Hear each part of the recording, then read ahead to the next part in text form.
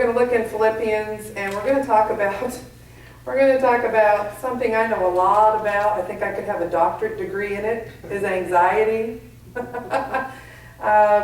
So anyway, I heard this on the radio and I wanted to share it with you. This young man, he was out of college and he applied for an accounting job. And the boss says, I worry about a lot of things, but I don't want to have to worry about money. So your job is to handle all my money worries. And the young man says, well, how much does the job pay? He says, I'm going to pay you $80,000. He says, wow, $80,000, that's a lot of money. For a small company like this, how do you are you going to afford to pay me for that? And the boss says, well, that's your first worry. So right off the bat, he had to figure out that he was going to have to make his own way. And sometimes when we get into our jobs, we've got to make our own way. So like I said, today we're going to talk about this. The name of my, I guess you call it sermon, is The Season of Anxiety. You thought it was the season of Christmas, but it's the season of anxiety. So a lot of people nowadays are worried about money, worried about how we're going to pay our taxes, how am I going to pay these things. There's so many things to be worried about. Proverbs 12:2 says that an anxious heart weighs a man down, but a kind word cheers him up. What happens when you pick up something that's really heavy? Have you ever picked up something that's heavy? I know when the guys are lifting their big weights and they got these big 45-pound plates. They're heavy to me, but they're lifting weights. What does it feel like? It feels heavy. Don't you want to drop it? Like you're walking to school, you walk into work and you've got an extra bag and an extra purse, and you feel like, man, I'm going to get this stuff off because it weighs you down. That's what anxiety does. It weighs us down. It's more difficult to move on with our lives. So today we need to hear a good, kind word to cheer us up. We need to be uplifted. We're not always in a good mood, are we? I'm not, no. So today I want to briefly mention just a few things that might have people worried about. We're going to basically look in Philippians 4, that was in our bulletin, to find out how we should handle the worries of life. Like I said, I think I have a degree in anxiety. Been through that. One thing people might be worried about now is the future. Remember back several months ago, I guess it would even go further back, a gentleman was on the news saying, this is going to be the end. May something is going to be the end. That's the Lord's coming that day. Well, you know what? That day passed. Well, then he thought about it again, and I think it's going to be in October. He's going to take us all away. You know, that day passed too. So nobody knows. So, you know, we just don't know about our future. During work, you might be worried about being laid off, your job's cut. Dave and I have experienced that. We're right in it now, but you know, we're believing. What does the future hold? There's a lot of stuff about the future we don't know. It's like a genie in the bottle I talked about. We can't rub it and have it come out and tell us. In Jeremiah 29:11 it says, I know the plans I have for you, declares the Lord. Plans to prosper you and not to harm you. Plans to give you hope and a future. Isn't that what we desire? Have a hope? In other words, we don't know everything that's going to happen in the future. But I know we're going to have a prosperous future. That doesn't mean we're going to be money-filled. We're going to be prosperous when we're with Jesus. So instead of worrying about the stuff that you don't know or you can't control, love and cherish the one who does know. Back in my past, I've had several bad jobs, I'd call them. And you know what? And I know others do too, but we have reoccurring dreams. I have a dream that I go back to my job or go back to my school. It's an awful dream. I hated it. But you know, when we wake up and think, oh, Lord, thank you, I'm not in that situation anymore. Well, wait a minute. I was just worrying yesterday about the situation I'm in now, but I had this dream that I was back in the past, so now, you know, it's kind of confusing. What am I supposed to be worried about? The past, the present, future? So sometimes we're wondering where we're at. Now, if there was ever a person who had a legitimate thing to worry about, that was Paul. According to the first 3 chapters of Philippians, he was a prisoner in the Roman Empire. He was a frequent target of criticism by other preachers. I'm sure we're that. His ministry was being challenged by false teachers coming into the Philippian church. And on top of that, according to Philippians 4:2, we find out that not only is the church being attacked by the people on the outside, they're attacked on the people on the inside. You have a lot of turmoil going on in a lot of churches today. With all these things going on, do you think Paul was stressed out? He's got all this stuff for him. We haven't been a prisoner yet. But in verses 4 through 7, Paul gives us several commands to help us overcome anxiety. So let's go to Philippians 4, and we're going to read a few verses here, focusing on verse 6. It says, "Therefore, my brethren, dearly beloved, and longed for my joy and crown, so stand steadfast in the Lord, my dearly beloved.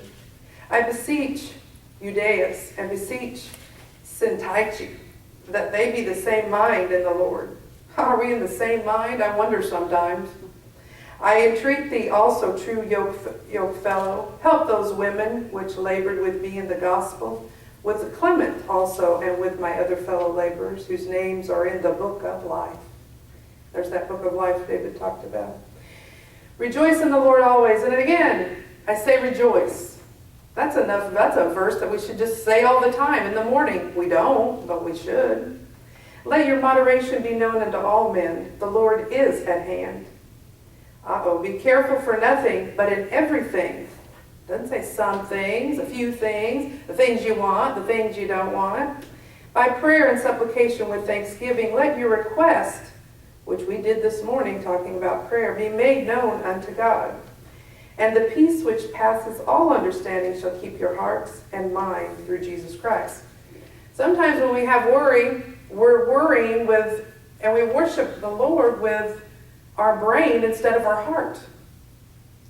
The other day I was looking on my website, and I saw on YouTube there was a little girl, and she was singing "Because He Lives." You know how little kids, she was about 3 years old, they sing real soft, "Because He lives." You know, I thought she wasn't. She was singing it loud. "Because He lives, I can face tomorrow." She was excited. She had joy. Where did we go wrong from when we were little to where we are now? We have baggage. We're older. Where did we go? Can we get back to that where we don't have that baggage anymore? I thought that little girl, she was filled with the Lord, and it makes you wonder, what were we missing in our own lives? So one of the greatest remedies for anxiety is worship. And you're saying, "Man, I don't want to do that. I want you to tell me something else." You can say for the next, and I used to do this, I'm not going to worry about tomorrow, like when I go to work the next day, till 5 or 6 o'clock that night. I'm not going to worry, because I used to worry all day long. "Oh, I got to go to work. What am I going to do? What am I going to do?" Finally, I said, you're going to have to put a time limit on when you can worry. Okay, 5 or 6 o'clock, then I can think about, okay, tomorrow I'm going to, got to get my clothes out, got to get it all ready. So for 20 minutes, I'm not going to worry about my bills. Can you do that? Can you even go 20 minutes without worrying about your bills and about money? I'm not going to worry about my relationships. I'm not going to forget about everything else that's going on. I'm going to concentrate completely on expressing my love for Jesus. Can we do that? Can we walk out of that worry and anxiety about everything around us? Can we do that? Psalms 34:3 says, "Glorify the Lord with me. Let us exalt His name together. Rejoice in the Lord. Again, I say rejoice." What's the main thing? He's telling us to be happy. Know that song? Don't worry. Be happy. Paul does the exact same thing. How do we know? In Acts chapter 16, Paul and Silas were thrown in jail for preaching the gospel. I hope no policemen are going to come and throw me in jail. We don't have that worry today. They had every reason to bellyache and complain. So instead, in verse 25, it tells us that they used the time in jail. What did they use the time to do? They didn't say, "Hey, Paul, what are we going to do? How are we going to get out of here?" They spent their time singing hymns, praising the Lord, whatever circumstance. They were in jail for something that they didn't. And you know what? Who heard them? The other prisoners heard them. They were listening. Kind of like what we're doing now. We're ministering. Others are hearing us. We could stand up here and talk about our belly aches all day. We can all do that together. So if you're stressed out this morning, every morning, there's hope. That's what keeps us alive. There's hope. You got to tell God how much you love Him. You rejoice even though we have problems. We have a relationship with the problem solver. He solves our problem. We rejoice in the future because the earth is uncertain, but the future of heaven is certain.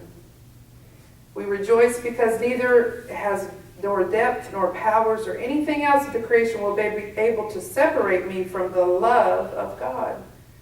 You know how he loves us? He sent Jesus. He sent Jesus to help us. So rejoice in the Lord again. I say rejoice. Then verse 5 says, let your gentleness be evident to all. The Lord is near. Are we gentle? When we're stressed out sometimes, somebody comes up to us, we're at work, we're at home, and they say, can I talk to you? I'm trying to get my work done. Leave me alone. I got stuff to do. I got stuff to do. I can't talk to you right now. I gotta have time to think. Oh my. Leave me alone for a couple hours. Your husband or whoever just spoke to you is like, whoa, back up. What's going on with that person? Where did that joy and love come from? Where did it go? But Paul is saying that if you set aside some time to rejoice in the Lord, it's our lack. It's not anything that our neighbor's done. It's something that we've done. You should be able to find the time and the patience to be gentle with people in your life. Let your gentleness be evident to all. The Lord is near. One of the worst things about being stressed out is we forget that the Lord is near. I'm worried about this. I'm worried. I'm fretting. But I know the Lord's back there, but I'm going to worry about it anyway. I want to talk about it. Let's worry about it. I know he's back there and I could pray, but I want to talk about it, worry about it. I want to fret about it. I want to stew about it.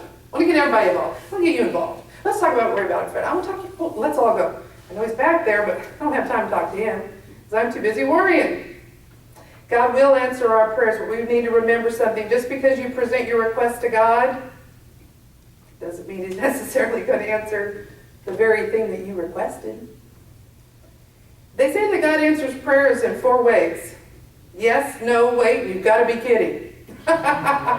You ask him for something, you've got to be kidding. What does your parents say? What does your wife say? I want this. Oh, you've got to be kidding. I know that when Shayna gives me, we start out at the beginning of November. Shayna gives me a list for her Christmas. It changes. It's a big, long list. She gives it to me. I'm like, I'm not getting any of that stuff. So then by another couple of weeks, she sees I haven't moved. I haven't bought anything. She's going to revamp that list. She gives it to me again.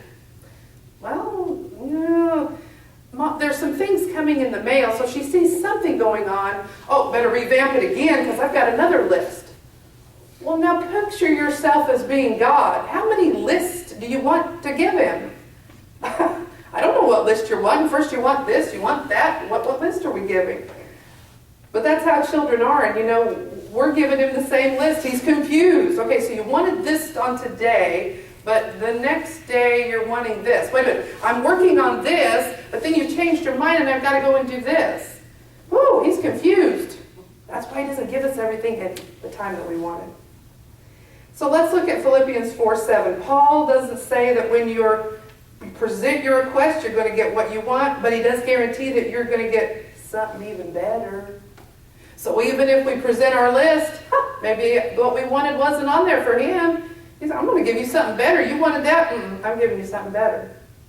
Verse 7 says that when you rejoice in the Lord and you want to pray to the Lord, the peace of God, which transcends all understanding, will guard your hearts and your minds in Christ Jesus. It says, literally, the Greek text says that the peace of God will stand guard over you. Ooh, I need some peace. Peace of God will stand guard over me. I'd like to have a guard stand over me. Sometimes I can't even get in the grocery store, especially with the Christmas season. The same expression is used in ancient literature to describe a detachment of soldiers sent by the king to guard over a city. God's peace is like an army protecting you from anxiety.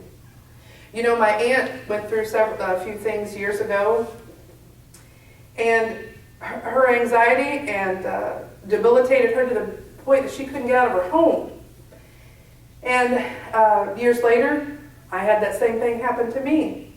I called her up and said, this is going on with me. What is this? What is it? Am I losing my mind? She said no, and she began to tell me no. But the thing that she gave it a name, and she said she called it a thief in the night. And that's what anxiety, worry, depression, all falls under that category. It's there to steal because it's of the devil. It's to steal your joy. It's a thief in the night. In verse 8, Paul says, "Finally, brothers, whatsoever is true, whatsoever is noble, whatsoever is right, whatsoever is pure, whatsoever is lovely or admirable, if anything is excellent or praiseworthy, think about these things." What do we think about every day? If you could see your mind and think of all the things that's went through from the time you get up to the time you go to bed, how many thoughts process in your mind? How many worries, anxieties, frets, fears, comments that you've had? There'd be a lot. In other words, instead of obsessing about things that we stress out about, what should we meditate on? Should I meditate on worrying about what the other person isn't getting or is getting? No, we need to look at the Lord, and we need to read the Bible. We need to study on things that are true. I don't hear much truth these days. Noble and right. It's very telling that the first thing Paul says we should think about are truth. I wish somebody would tell me the truth. You ever have people come up to work to you and say, "What if that's the truth? Or what you want me to know is the truth? Or is this a manipulation? What am I doing?" Many of the things we worry about, what happens? They never come true. What if this? What if that? What if this? I'm standing here, well, the what ifs. We're living in the future. We're not living right now. If I'm worrying about, well, let's see, Wednesday I've got this to do, Friday I got this to do, how can I do that and do this? I'm not living in today on Sunday morning in peace. I'm living over here in the future. Let me ask you this. How many of you wasted hours of your life worrying about things that never happened? How many of you have ever gotten yourselves all worked up for nothing? You know, the southern version, my grandparents called it, it's called stewing and fretting. I'm stewing and fretting over everything. How many times have we just got ourselves all worked up? We just spent so much time. And that thing never even happened. You go for a new job or whatever, you go for an interview. What am I going to do? How am I going to do? I don't know. How am I going to do? I don't know. Just go. Just go. I was reading about a lady who was in one of these religious book magazines. She worried for 40 years she was going to get cancer and die. Every pain she had, I know it's cancer. She was running to the doctor over every little hurt. You know what? She died of pneumonia at 73. She worried for 40 years for the wrong disease. How many times? Oh, I think I'm having a heart attack. I think I'm this, all this is going on. We're so worried about ourselves. When we do that, we're in fear. We're in fear. So it was a big waste of time, and I know we find ourselves, including myself, doing it. Paul says, I want to help you break this pattern of behavior. I want you to think about the things of God. I want you to meditate on Scripture. I want you to think about the things that build you up instead of weigh you down. You have people around you that are weighing you down. Not just your own weight, but somebody that weighs you down. Somebody that's dragging you completely down. So in Psalm 94:19 it says that when anxiety was great within me, your word brought consolation to my soul. Some today that are watching today have very heavy issues on their heart. I want to talk about the 10 secrets of a cure for worry. Permit the peace of God to reside in you and keep your heart and mind through Jesus Christ. Number one. That's number one. Renounce all worry by prayer and supplication. Instead of joining into that worry, walking down that path, I'm going to renounce it. As soon as that thing comes up, renounce it. Keep your mind stayed on God. Think on right things. Use the weapons of spiritual warfare. We're going to put on the whole armor of God. Have faith in God. Live and walk in the Spirit. Do not cast away confidence. Sometimes we lose our confidence. Things have happened in our life, or others may have been with us, that we lose our confidence. We lose who we are. We lose our identity. We should have confidence and be confident in who we are. And then cast all your care upon God. That's hard to do. I want to take it all on. I want to solve all your problems. We're not God. We can't solve anything. We need to be casting our cares upon God. Today, things that are bothering you in this week, or issues that have been bothering you for a long time, you can be delivered from those. God cares for you, and He doesn't want you to be nervous or stressed out. I went through many years after Shayna was born where I was worried, nervous, couldn't leave the home, worried about this baby that the Lord had given me. He wants you to give your stresses to Him. If you accept Jesus as your Lord and Savior, He's going to take away the biggest stress of all. And what is that? What do we really fear when we get way down in our core? Some of us might fear death. We very might fear that. Let Jesus take care of our anxiety. Present your request to God. The fear of death. 6 years ago today, my dad died. So it was a hard day. I won't get into the details. But he got up that morning. We talked to him. Mom and I was in the city, and my grandma had broken her shoulder. We were helping her get ready for Christmas. Talked to him on the phone about 10 o'clock before we went shopping. And I told Mom, I said, hang up that phone. She's talking to him. We'll talk to him later. We got shopping to do. So he was out burning brush and doing some things those men do, but they're men tasks. And so we would stay with my grandparents and visited with them. Got up Sunday morning, was supposed to meet with him. He wasn't there. But when he got up, I wonder when my dad got up that morning, did he know that was his last day? If he'd known, would he done something different? Would he not worry about, all the things that he had to worry about? He was a worrier and a fretting and a stewing type person too. I guess we inherit it, we come back naturally. Would he have done something different? Would he have known? If that was your last day, when you walk out and you do your chores and you do everything, you get in the car and you go do the stuff you normally do every day, you may be in heaven by the evening. That's why we got to be ready, and don't let anxiety and fear creep up on you and completely take over your life. Because ultimately it's the fear of death where our anxiety comes from. But what's the worst that can happen? In a split second we could be with Jesus. Yeah, we'll probably miss our family. We know that. But the most important is that we can maybe see them again. We can see them again if we're living right. So I wanted to share that with you all today, that not just because someone looks clean, someone has nice clothes on, we don't know what they've went through in their life. As I get older, I begin to think, I know a little bit more than some of the young folks, like my kids. I've lived a few things. I know a little bit more. My mother probably knows more. My grandparents know more. So when they tell you things, they're telling you things for a reason. They've either lived it, they know it, or they've experienced it. So let's not be that way today. Let's focus on Jesus, and not in our season of anxiety, but coming up the season of Christmas. And what we need to really celebrate, the birth of Jesus. He came so that you could live, that you could have a life, that you wouldn't have to worry about anything. Money, it's going to be gone. Yeah, we like nice things. I like nice things. But that it's going to fade away. We can't take it with us. When my dad passed away, I began to think all the worrying that he did over things. At that moment when I found out he died, it didn't matter. He was gone. And that's how quick we can be gone. So when you step out of that house in the morning, maybe you won't see your family again. You just might not. But I wanted to share that all with you this morning about anxiety.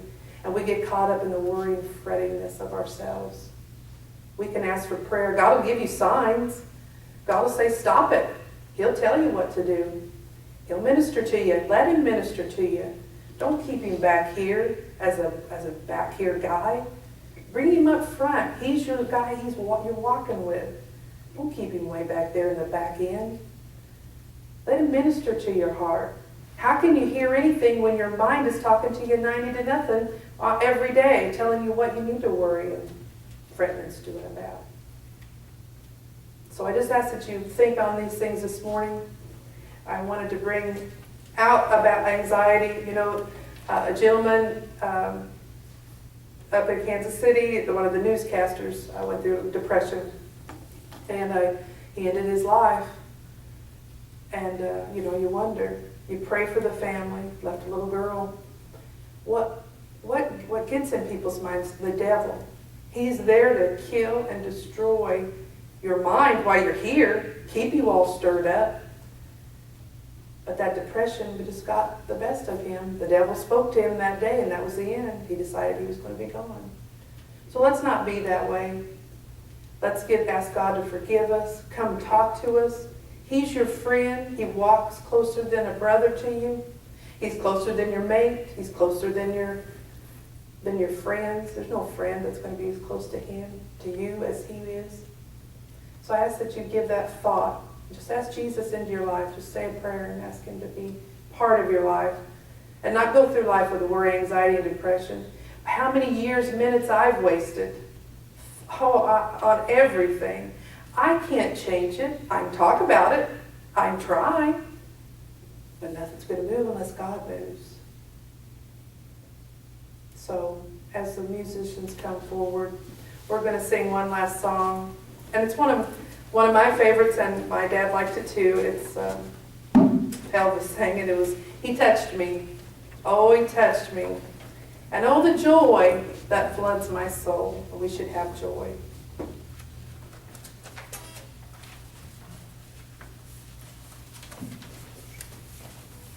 I asked Dana to bring that message this morning because I feel like it's a epidemic in our country now. And it's because Satan has just a short time, and he knows he has just a short time. And he's trying to take as many people with him as he can. And he's going to do this through anxiety and depression. And I didn't know that it was in my family. I was 23, 24 years old, and my mom asked me, does it ever bother you to, I knew that my grandpa died before I was born, but I didn't really know why. And she asked me one day, does it bother you to hunt with that rifle? And I said, well, no, why should it? And she said, well, that's the one that my dad had shot himself with. And I said, I didn't know that. Because nobody had ever said why he had died of, because back then it was kind of an embarrassment, and you just didn't talk about it. And I didn't know that until I was 23 or 24. I thought he died of cancer, he died of old age, I didn't know. And that was the first time I ever heard it. So I think it's a problem, it's an epidemic, it's because it's the last days. And this nervousness and anxiety, they used to call it nervous breakdown.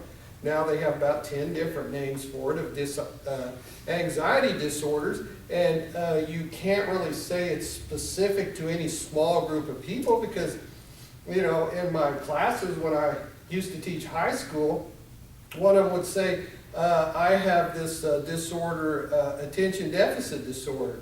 And I said, you know, I just heard everybody saying that. You know, I said, well, let's just have a raise of hands. How many people have been diagnosed with the anxiety disorder of attention deficit disorder? And I say, I don't know, about 8 out of 10 raise their hands. And I said, okay, we've all got it. Now let's deal with it, because you're still got to be here and you're going to have to learn. And that's kind of like anxiety in our nation. We all have anxiety in one form or the other. Let's not focus on ourselves and our inabilities, but let's focus, yes, this is a disorder. It happens, but now let's deal with it. So this morning we're going to sing the song, "He Touched Me," and as I sing it, or as we sing it, and as you hear it, wherever you may be, just expect the Lord to touch you. And whatever it is that's between you and the Lord, you know what it is, the Lord's revealed it to you, and you don't want to let go of it. That's the secret of getting a blessing from God. You've got to give up and let go of that thing God's dealing with you to let go of. And when you do, you've opened the way so that he can touch you. So it's, "He touched me." I'll start with the chorus. He touched me. Oh,